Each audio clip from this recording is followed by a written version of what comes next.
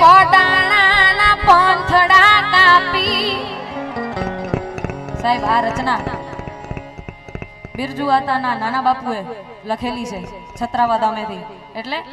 એ પોડાણાના પંથડા કાપી મારતે ઘોડે બેન બોલાવે રે